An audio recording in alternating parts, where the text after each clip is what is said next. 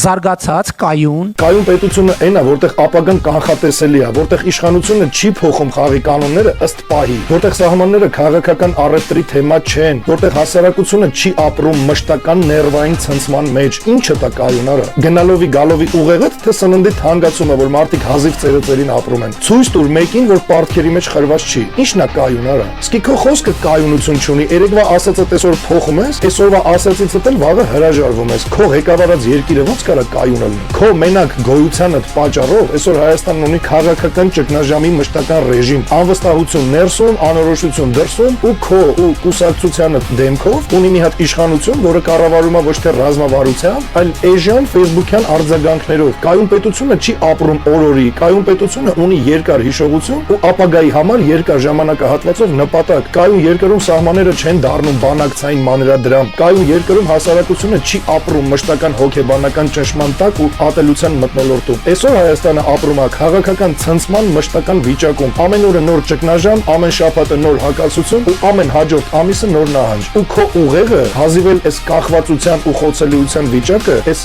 որպես իշխանության մեթոդ կառավարվող անկայունությունը, անվանի ու համարի կայունություն։ Քո այդ մասանել քեզ էշեշ ծապ տա։ Հիմա հաջորդը։